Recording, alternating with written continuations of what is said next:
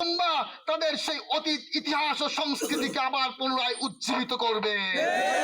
কাজেই বলতে চাই, মুসলমানরা যদি পুরো সারা বিশ্বের 200 কোটি মুসলমান যদি একসাথে হয়ে যায়, তাহলে ভারতবর্ষের এই হিন্দুত্ববাদ উগ্র হিন্দুত্ববাদকে তারা ভেঙে দিতে দ্বিধাবোধ করবে না। 600 বছর ধরে আমাদের পায়ের নিচে বসবাস করা দাসের জাতি গত 200 বছর ধরে ইংরেজদের মাধ্যমে পাওয়া ক্ষমতার পরে বিভিন্ন জায়গাতে তারা আমাদের মসজিদগুলোকে ভেঙে দিয়েছে। গত 30 বছর ধরে তাদের নির্যাতনের মাত্রা অনেক বেশি বেড়ে গিয়েছে। তারা আমাদের মসজিদগুলোকে ভেঙে মন্দির বানাতে চায়। সারা পৃথিবী যখন সভ্যতার দিকে এগিয়ে যাচ্ছে, তখনও ভারতবর্ষ তাদের সে অসভ্য কালচার নিয়ে বসে আছে।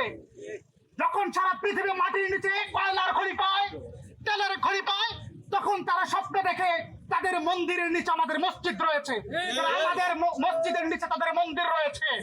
তারা আমাদের মসজিদ গুলোতে ঘন্টা দড়ি বাঁধাতে চায়। তাদেরকে আমরা হুঁশিয়ার করে দিতে চাই, যদি আমাদের নতুন কোন মসজিদের মধ্যে তোমরা ঘন্টা দড়ি বাঁধাতে চাও, তাহলে আমরা শাহজালালের সেই আজানের ধরে নিয়ে মন্দির গুলোকে আমরা আবার মসজিদে রূপান্তরিত করবো। যদি আমাদের সামনে বাহির হয়ে উপস্থিত হতে চাও, তাহলে আমরা মোহাম্মদ বিন কাসিম হয়ে তোমাদের পাশাকে ঘুরিয়ে দেব।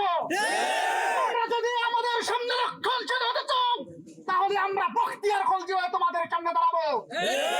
ভুলে যেও না তরাইনের পরাজয়, ভুলে যেও না আমাদের 600 বছরের সেই শাসন।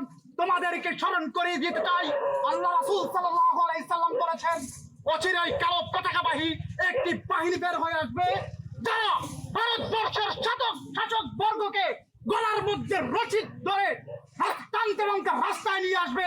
তোমাদেরকে সেই সতর্ক বাণী দিতে চাই, যদি নতুন করে আবারও কোনো সাম্প্রদায়িক দাঙ্গা খেলার চেষ্টা করো, নতুন করে যদি আবারও কোনো একটা হায়দ্রাবাদের পরিকল্পনা করো, তাহলে তোমাদের যে রাষ্ট্রটা আছে সেটাকে আমরা অচিরেই ভেঙে ফেলবো ইনশাআল্লাহ।